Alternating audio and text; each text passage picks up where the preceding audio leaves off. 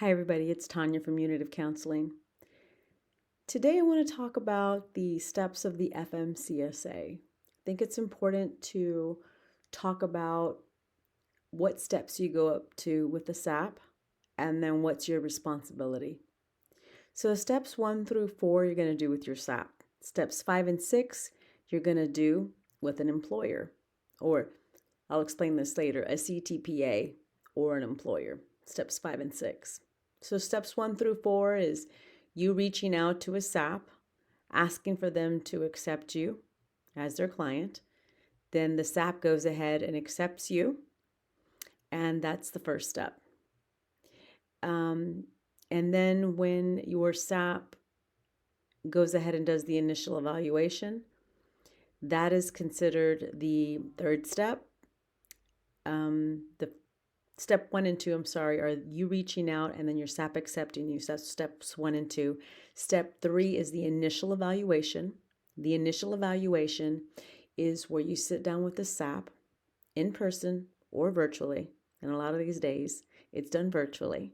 So you're going to sit down with your SAP and your SAP's going to ask you a whole bunch of questions. They might do a biopsychosocial on you. They're probably going to give you a lot of assessments. So, a biopsychosocial is basically going to ask you about your medical history, your family history, your history of mental, any history of underlying mental illness in your family or with you, any underlying medical conditions, any time that you've been to rehab, any legal issues, all of those kinds of questions are going to be asked. We're also going to ask you if you have a good support system, what you do for fun, what you do to unwind. We're going to ask you how many times you've had violations. We're going to do a thorough examination.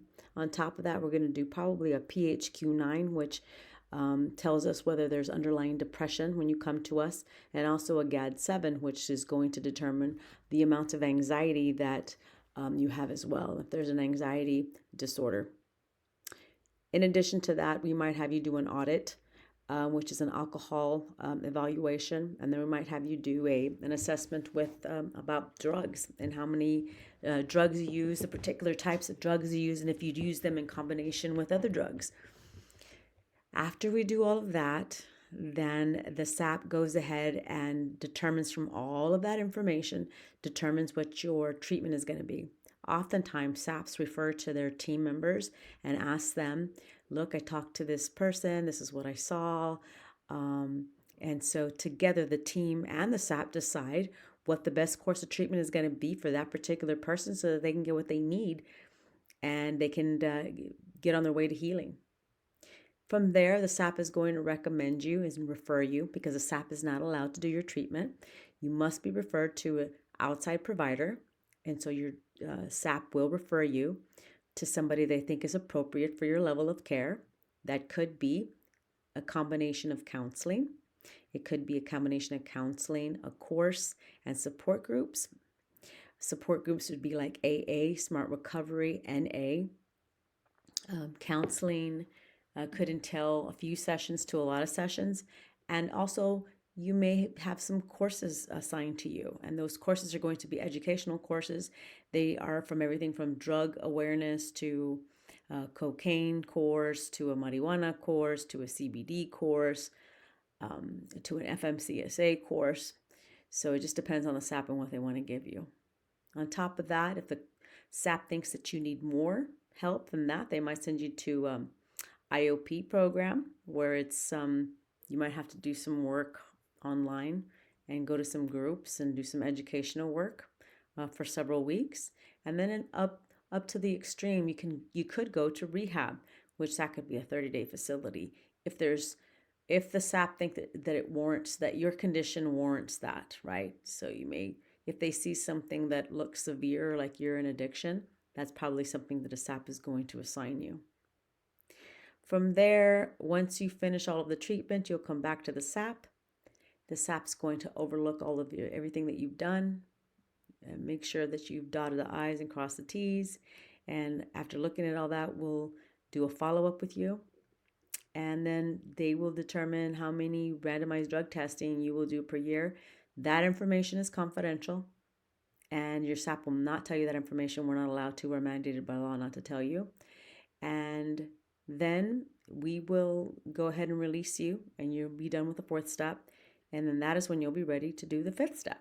And the 5th step is when you go and take your drug exam. And if you don't have an employer, you can get a CTPA, a consortium third-party administrator, or you can go to a lab and you can go to them and they can schedule your drug test, then they can upload that test for you and into the clearinghouse. Once they get those results and enter those into the clearinghouse, you can go and get your license upgraded. After all that, for the next year, while you're at your job, and once you find a job for a year at least, you will need to do randomized drug testing, and that will be according to what the SAP has assigned for you because of the evaluation that you did with them. They determine it based on the evaluation they did with you. So the randomized drug testing can consist from anything from 1 year all the way to 5 years. So if the SAP thinks you just need a year of randomized drug testing, that's what they're going to give you. If they think you need 5 years, that's what they're going to give you. Typically, that's not the case unless it's something pretty severe. And I think that is about it. So steps 1 through 6, steps 1 through 4 are done with your SAP. Steps 5 and 6 are done with a CTPA and an employer.